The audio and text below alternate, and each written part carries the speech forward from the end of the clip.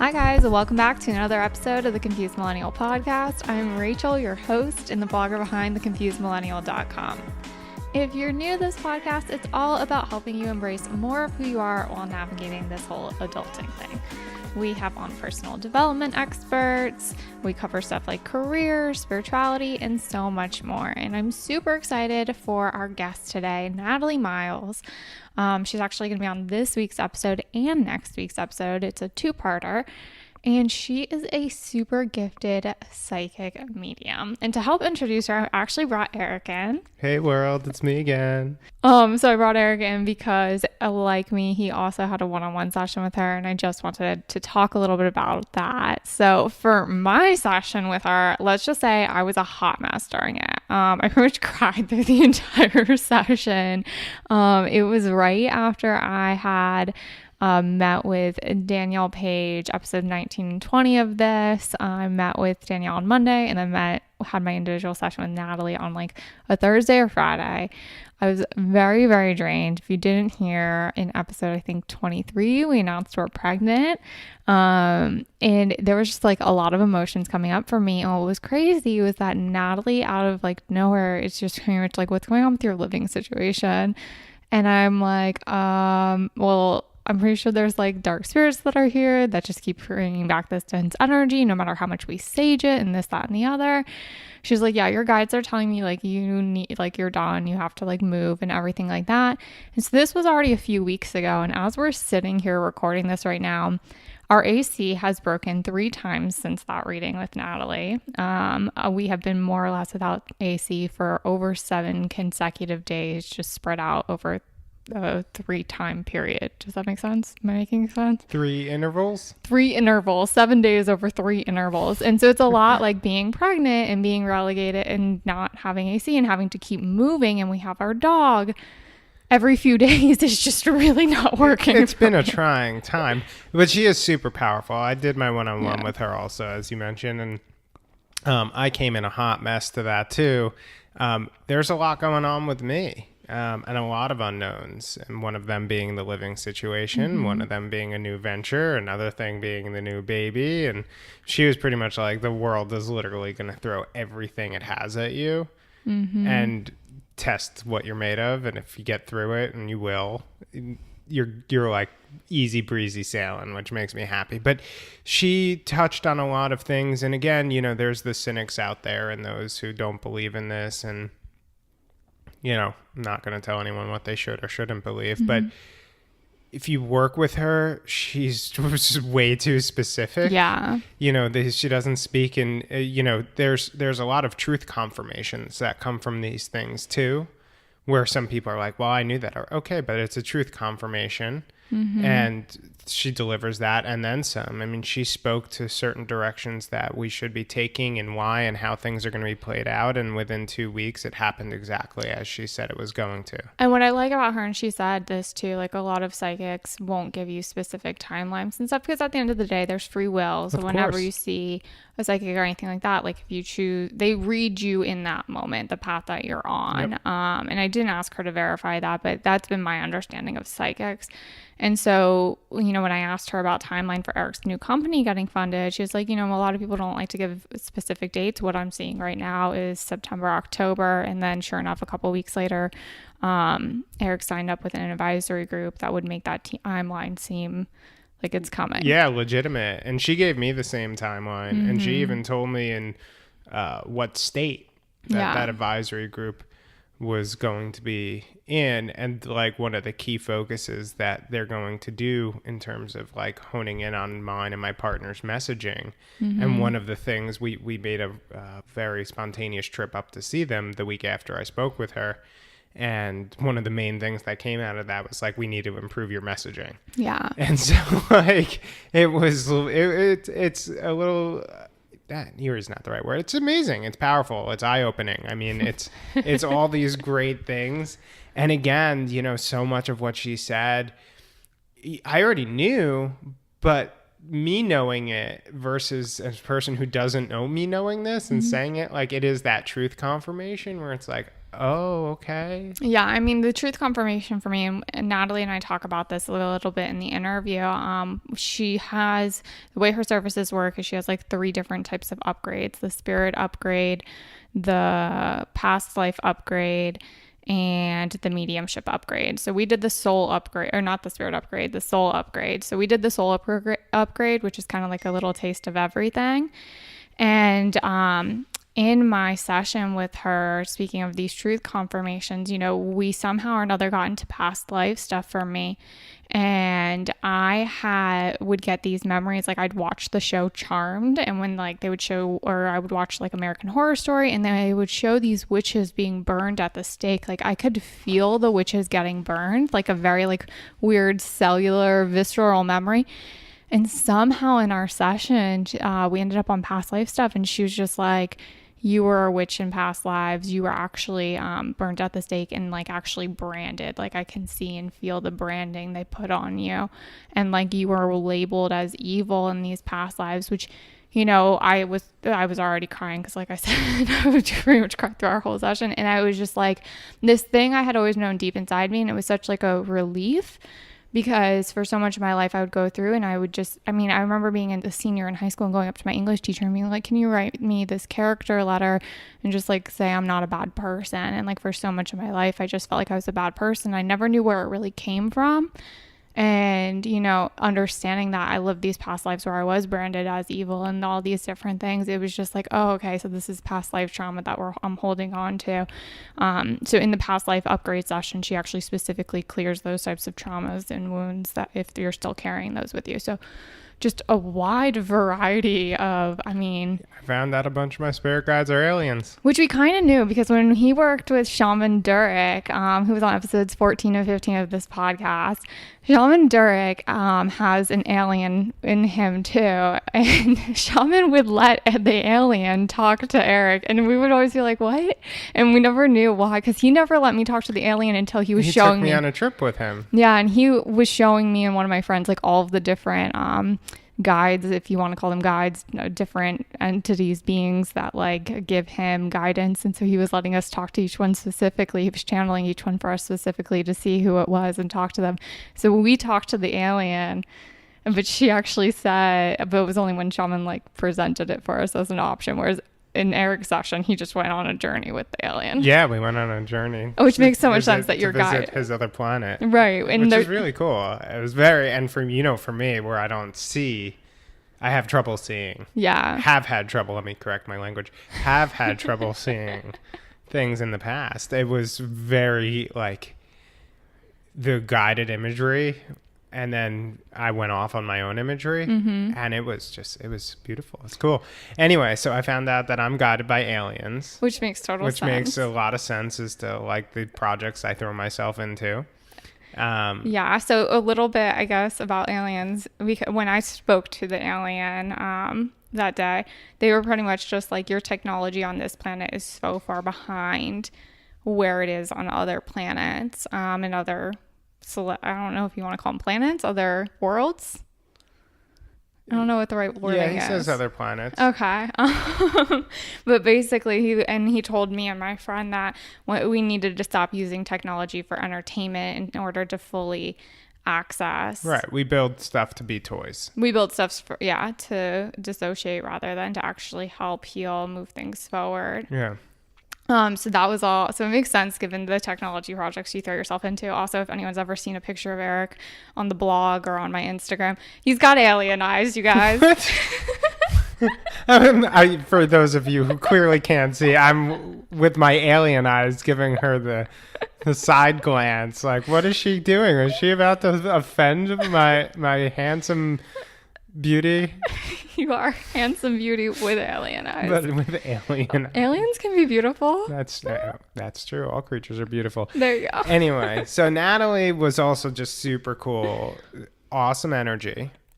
There was no warming up period. Like, we just really like kicked it out from the start, just vibing back and forth. And yeah, I mean, it was just a really powerful experience. I've been to other mediums and psychics and whatever in the past. Some I've liked more than others. I would definitely say this was the most detailed and valuable conversation. And I think part of that too is a little bit of my evolution through this, whereas, you know, a lot of people go and sit down with intuitives and they just think like, oh, okay, read me, versus this is a free-flowing conversation. And that's where they pick up things as you guys exchange, you know, banter back and forth. And so me being more open and not like trying to challenge her, but like to be more open to just like, let's have a conversation and see what she picks up along the way from my guides and her guides. And that's where I think things got so clear and specific on so many areas with her, that again, it was eye-opening. I'm so glad. Yeah. I totally agree and second all that. So in this episode, the first one, part 1 with Natalie Miles, we jump in very similar to how Eric just said. We jump right into things. I had questions about mediumship right off the bat. I feel like we almost like, my first questions were almost middle of the interview questions, and then we go back to more like foundational questions. Because if you listen to episodes 19 and 20 with Danielle Page, she told me that I was probably going to develop my mediumship later in life. So those were the first questions out of my mouth. What is a medium? How do you tap into becoming a medium? Like, what's that process kind of feel like? From there, we go into all sorts of different things, from, you know, what it was like for her growing up in such an intuitive family where she really did get to develop a lot of these gifts at such a young age. Her spirit guide actually came to her when she was 5 years old. So I think that's also why she's able to cover just so much more than other psychics, because Eric's gone to a couple of psychics. I've only been one before. She covers just so many different things, and I think it's really because she's been doing this for so long in her life. We talk about working through shame and fear around your spiritual gifts, because I know a lot of this stuff may be new for people or even taboo depending on how you were raised. And so we talk about the shame and fear around spiritual gifts and talking about things like that. Turning off your intuition because you kind of get trapped in that daily grind of the 9 to 5, why past life work is so important. And then that's pretty much everything we cover in this episode, which is a lot, as you can see, which is why I decided to break it into 2. So with that said, we're going to stop talking your ears off, and I'm going to let Natalie jump into the interview with Natalie. Get it, girls. Welcome to the show, Natalie. Hi, I'm so excited to be here. I am so excited to have you. As you guys just heard, Eric and I had like 2 absolutely amazing experiences with Natalie, and I'm so excited to get into just so much more with her today. So first things first, so you are a medium.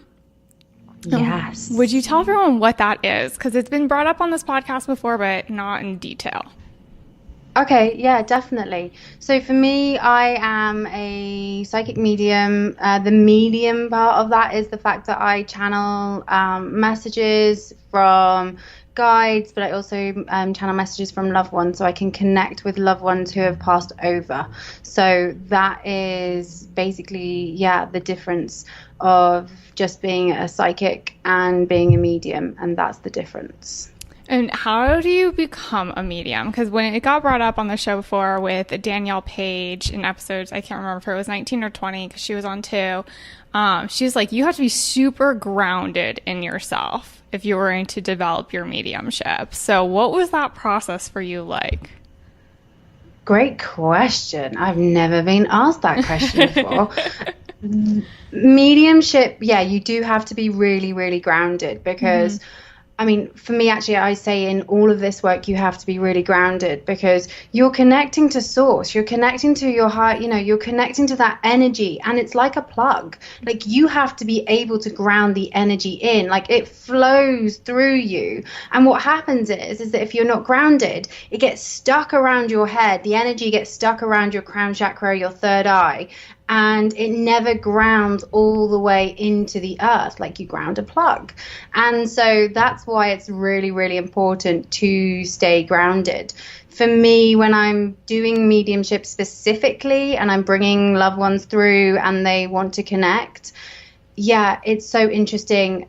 The best way to do it is that you just have to start talking. For me, it's that whole leap of faith moment of knowing that I am ready to bring someone through, but I know that I just have to start that connection, and it basically grows in strength and strength as you bring them all the way through. So yeah, and I love the fact that you can tell the personality of someone by their energy. So if they're really shy, if they were really shy in this life when they were alive, it sometimes takes a little bit of encouragement for them to like step forward and kind of realize like, oh shit, this is really cool, like I can do this.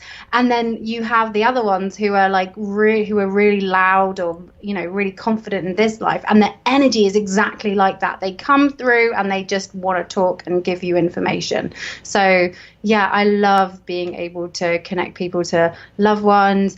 Animals come through, like dogs and cats, and any animal that's passed over also come through. So yeah, to be a medium, you have to be pretty grounded, so you can translate the information, because in the end, I'm just a door opener. I always say I'm just the door opener, and I'm just translating and I'm decoding the information and the symbols that I'm hearing, seeing, and feeling, and I'm just bringing it through for the client that I'm bringing it through for. Oh my gosh, it sounds like it's so okay. I have lots of questions from that. So when you say it gets stuck in like your crown chakra and like your third eye and stuff, if somebody didn't know that they had this skill, because, you know, you talk about this a lot, it's something I've talked about on the podcast too, like as far as psychic gifts go, we all have them to varying degrees, varying specialties, things like that. And it's just how much you really develop them and tap into them and work with your guides, I'm going to assume. I'm sure we're going to talk lots about guides because I know that's your like area of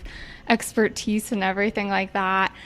So if you kind of are somebody that gets like a lot of like really heady headaches and stuff like that, would that be like one of those signs, like physical signs, that maybe you do have this skill?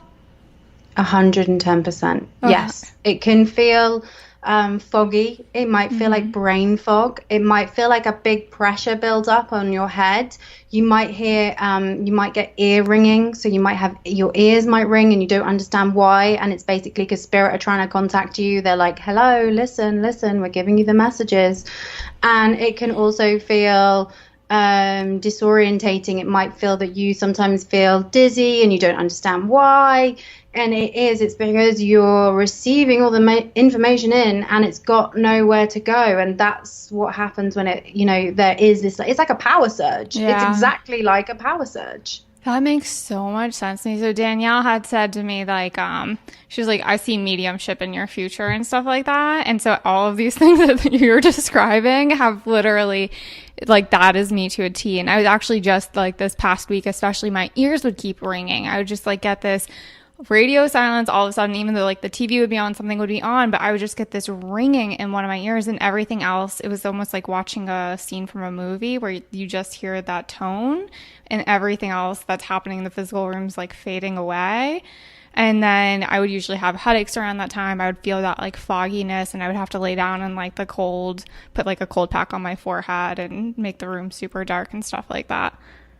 Yeah, that is exactly that. And other top tips when that's happening for you, you can also use a blanket. So what it is, it's about covering the way you're receiving the information. So it's about covering the crown chakra. So it is literally when you're feeling overwhelmed like that, get a blanket, put it over the top of your head, and you'll notice it.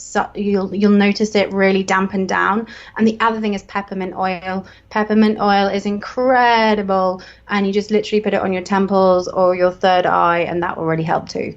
That makes so much. It's so funny that you say that, because innately I have like one of those long ice packs that like you get at a chiropractor's office. I wrap it in a blanket and I literally put it over my head, like over your crown chakra, as if I'm wearing like a headband or like an old bonnet or something like that. That's how I wear it when I get those headaches.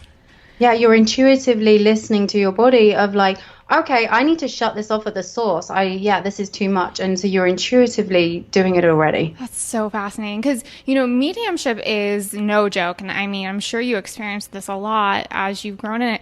People are constantly kind of coming at you, from what I've heard from people I've talked to. Has that been your experience of it? Like, well, how did you learn to set up boundaries in your physical being from all of these people that are pulling at you and spirits that are pulling at you? Great question. For me, it's in remembering that I'm in charge. So I'm in charge, and if I'm not working, I say I'm not working, and I literally, for me, I can be in work brain or not work brain, so human brain and psychic medium brain, and so I literally just step from one to the other. When they're really bothering me, I say to them, I'm not right now, I'm not doing this. Like you have to be firm, and you actually just have to vocalize and say, you can say it in your head, but for me, I'm always a big fan of saying out loud, and I'm just saying, not right now. And when I go to new places, or sometimes even just walking down the street, or you can be driving in the car and there's someone stood on the side of a road and you know that someone passed over at that point on that road. It's really interesting. But just for anyone that is experiencing any of this, trust what you're seeing. Seriously, because a lot of the time we can second guess it. We think we're going crazy. What are these feelings? What are these emotions? And I always love to say, like, just trust what's coming up. And when you gain in confidence, interact with the spirit that is trying to get through to you. Like, actually ask, like, what do you want to tell me? Are you a man? Are you a woman? Like, actually interact and just do a bit of I always love to share, we're the detective. That's what this work is about. It's like being the detective and decoding the messages that they're bringing through. And it is all about interacting and remembering that it is an interactive dialogue with the spirit that wants to connect with you. I love that. And you just said a couple different things I want to jump into, because you were raised in a very intuitive household. Why don't you share a little bit about, because you first connected with your guides at what, age 5, I think? Yeah, my guide appeared at the end of my bed, age 5. She appeared to let me know that she was here to look after me, to guide me, to protect me.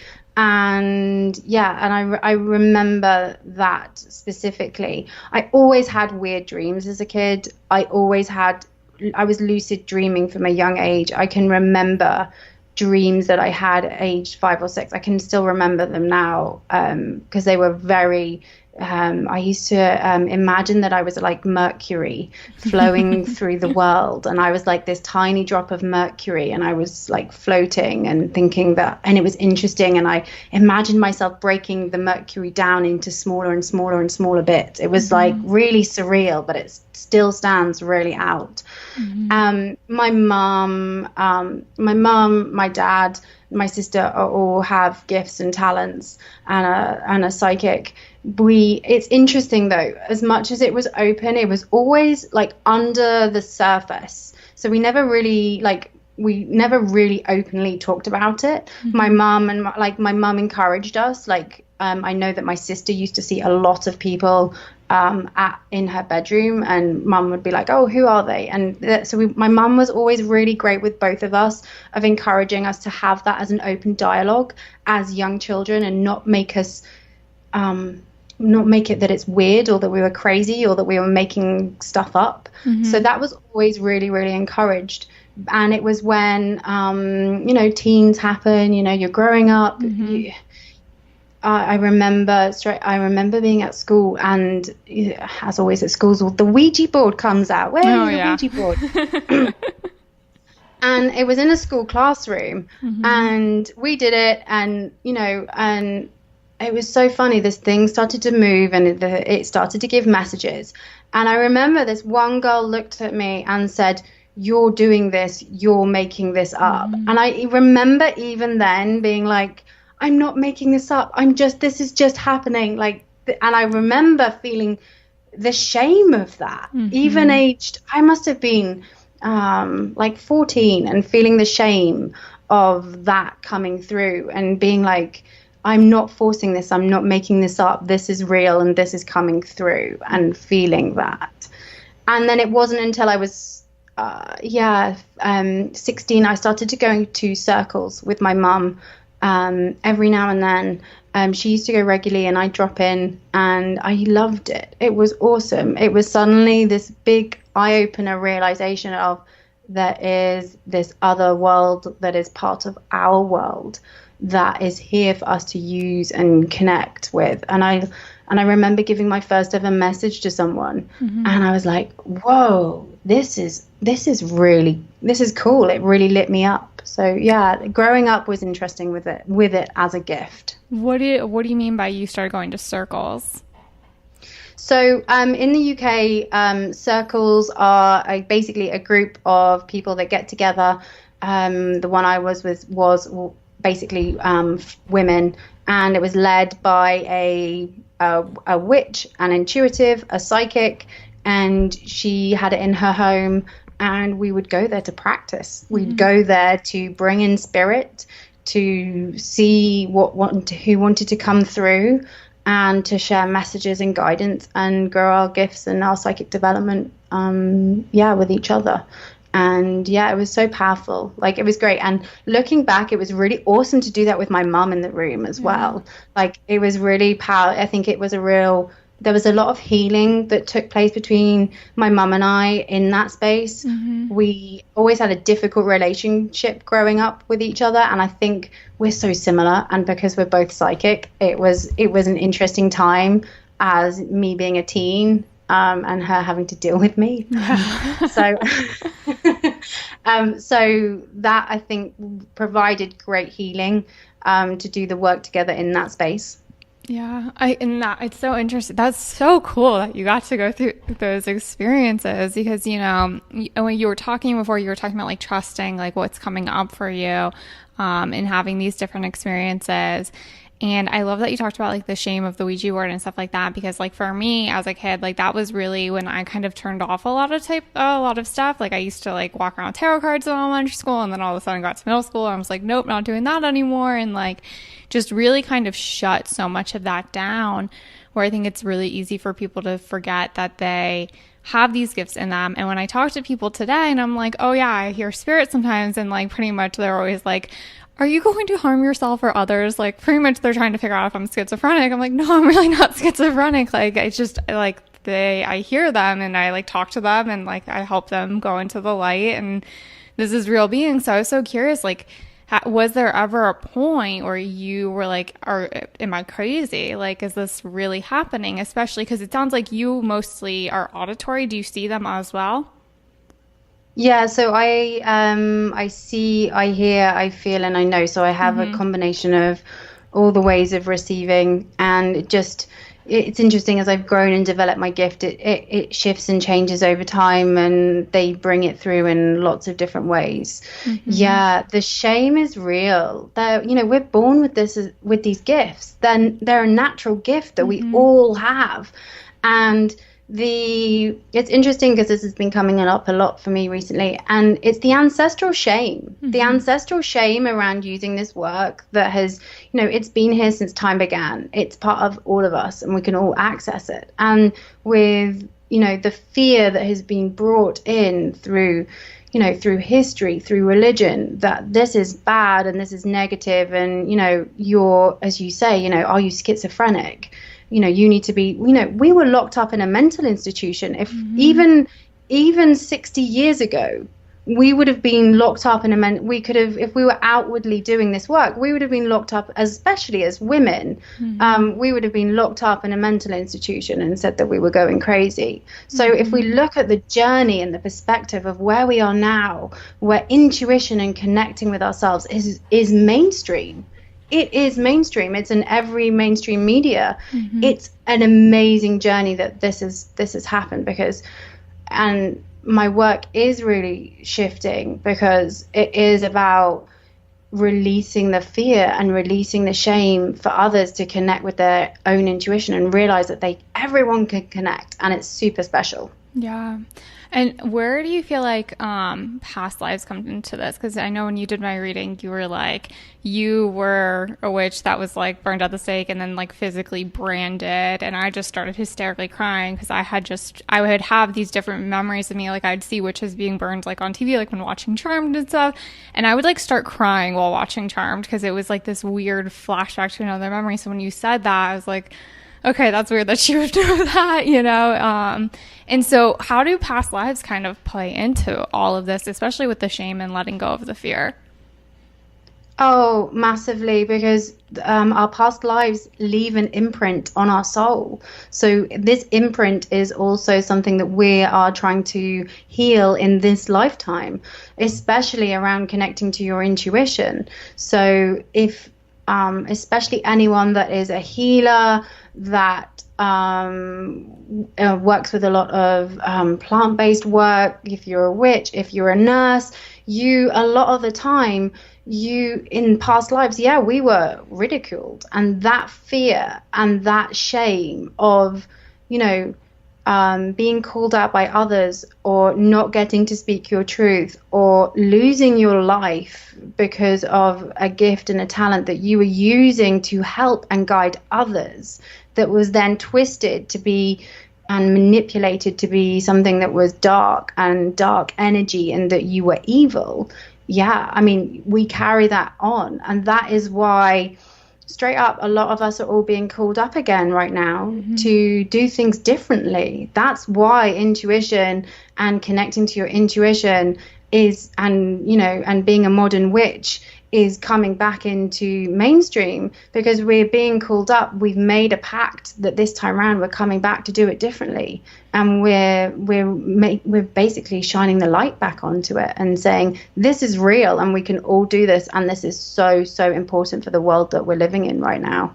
Oh, I love that. Yeah. And I think it is too. And I think, well, you said something interesting about nurses and stuff. And so it makes me think, like, for the listeners that are, they know there's something more, that they hear this and they're like, okay, that's cool, I have gifts and stuff like that, but I'm in this 9 to 5 grind. I'm not like in a creative profession where I am really like tapping into my intuition on a regular basis. I don't necessarily feel super comfortable because I am in just this more traditional career path.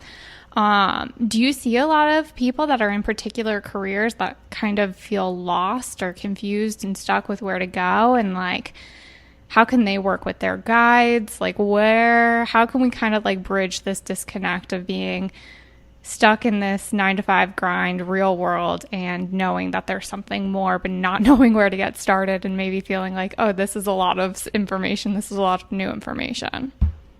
Great question. Yeah, well, we are, I've been there. I used to work in film. I had a 10-year career in film. I was working 18-hour days. I was feeling disconnected. I'd switched off from my intuition. And even though that I knew this world existed, I switched off from it. It's easy. It's easy for us to get into the grind and get into our heads and think, we lose so much perspective. And that is why, when we're starting out and you're feeling, this is overwhelming, remember that it's funny, I'm just receiving this as a message from spirit. So I'm just they're asking me to channel this. They're saying that, remember that they're in the world around us on a daily basis. Like, this isn't that they live in an ethereal plane that is disconnected from ourselves. They're like, we're here. Like, this isn't some crazy dimension that we live in. We're here in and around you. You are the spirit. You are, like, all of us. And that's why it's just a case of you reactivating what you already know to be true. And it doesn't matter if you're a doctor or you work in IT or you're a lawyer. You're still capable of doing that. And it isn't just for the creative types, I can't do this, I don't know how to. We all have a creative part of us. We are all creative. It's just learning to like unlock it and use our imagination and see the world and take the blinkers off. Like, let's look at the world for like what it is versus we kind of walk around stuck in our own little bubbles. It's totally true. And I think that's also so important, because I think a lot of the times, like, my husband, Eric, he never saw himself as a creative. And I'm like, but you're literally creating your life on a daily basis, whether or not you're like doing it in a traditional way with writing and painting and things like that. We are all on a daily basis creating our life, the interactions we're having with people, the way we're reacting with ourselves, how we're treating our bodies, what we're doing in the kitchen. Like, those are all creative experiences. And I think sometimes people really lose sight of that. Like, that they are Massively. connected to source and that they are pulling all of this. Massively. And you forget that the talents and the things that you love to do outside of the traditional work thing is the gifts that you've been given, because that's what lights you up, that's what brings out the creativity. Mm-hmm. I love the fact that you mentioned food prep. For me, like, prepping food is so creative. Mm-hmm. I love combining all the flavors and all the ingredients together, and it's something that I can allow my creative pursuits to come out mm-hmm. of. Doing this work when I'm creating programs, or I'm, for me, that's also how I can get creative within this work. It's about, coming up with those ideas and using them and running with them. But you can also have this creative flow that comes through from, if you love yoga, or you love to run, or you love to be outside, that's still allowing your creative juices to flow. It's just, in the end, it's all about allowing. We have to allow it to come in, because so often we're blocked, or we, oh, I can't do that. Oh, that's not my kind of thing. And it's just, it's a state of allowing. Mm-hmm. When you hear people say like, oh, I can't do that, that's not, my thing and things like that, do you think that that's related to past life shame and trauma and stuff like that? Because otherwise I feel like there'd be more of a level of indifference associated with it rather than resistance. I think it's past life, but I also think it's social conditioning. It's a fear. We're as human beings right now, where we live out of fear so much that we're going to be judged by others, that we're going to fail, that everything has to be perfect. We want things instantly. We want things to be perfect. Mm-hmm. We don't want to have to struggle. And it's not that it has to be a struggle, because that's also a block, that oh, I can't make changes because it has to be difficult, and that's rubbish as well. Like, that doesn't, that's not true. But yeah, we're creating our own blocks from, yes, past lives, because that is about, that's why past life work is so important, because when we look at the past lives, you're realizing, okay, what am I carrying on with? Like, what am I carrying through all the time that is creating the blocks on receiving love, following my soul path, my relationship to money, the relationships with my family? Why do these things keep happening? Because it is, you'll suddenly you'll look back. When people are trying to connect with past lives, I always love to say, start by looking at the themes in your relationships. What are the themes that continually repeat in front of you, and you're like, why does this keep happening to me? Mm-hmm. And that's 9 times out of 10, that's past life orientated, that you keep experiencing and that you're here to learn. So how would you integrate that then, if like you keep going through the same cycle over and over in your life? For me, once you notice the pattern, I'm a big fan of you write it down. Like, you see the pattern in front of you, you write it down in all the relationships and the areas of your life where it keeps happening. You then, it's half of the time, this is all about acknowledgement, and then straight up calling yourself out on your shit when you keep doing it. It's like, oh shit, I'm doing it again. Like, I've got to stop this. Half of it is the fact that we continue regardless, even though we know it's bad for us. But what I suggest is, once you write it down, I'm a big believer, you read it out loud, you burn it, you get rid of it, and you create it as a mini ritual for yourself. So if you know any of your past lives and the themes, you write them down, read it out loud, because it connects to your throat chakra, which is so important, because you get to speak your truth, and then you burn it, release it, and get rid of it. I love that. When you burn stuff like that, do you burn it in the house, or do you take it outside of the house? Do you recommend, or you don't think it matters? I know some people feel very particular about that. Good point. For me, I always say go in nature, burn it, like safety, like obviously safety is a paramount. But yeah, whatever feels right. And for sometimes some of it needs to be released on water. Sometimes it just go with what the energy feels like for you. But with past lives, yeah, I mean, I have a little, if you've got a fireplace, you can put it in there. For me, I live in an apartment, and when I'm burning things at home, I have a balcony, and I go out there and I put them in a saucepan, and I have a jug of water by me just in case, and I have my lid of my saucepan, and that's what I do. I love that. Makeshift witch.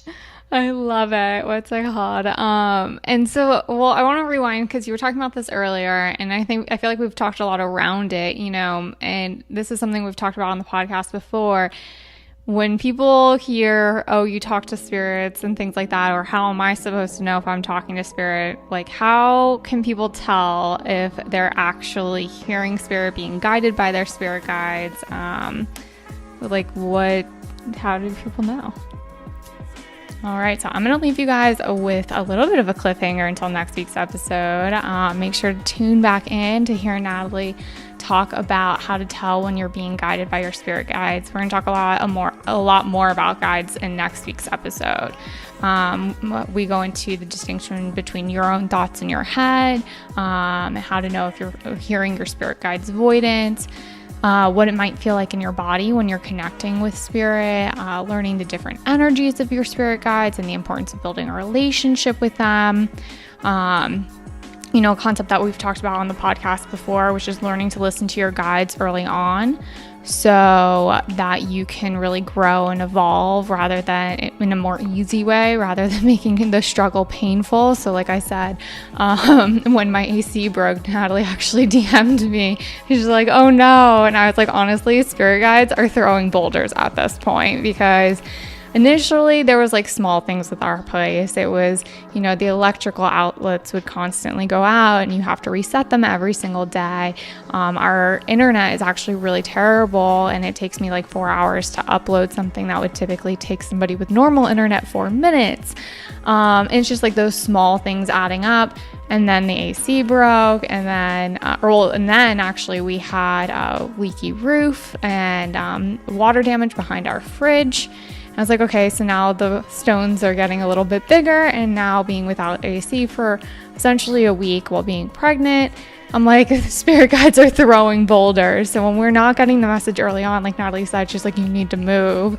What happens is they keep making the messages bigger and bigger, which is why so many of us think that evolution or growth has to be a struggle or painful. It's because we're not getting those messages earlier on. So we go into that next week's episode.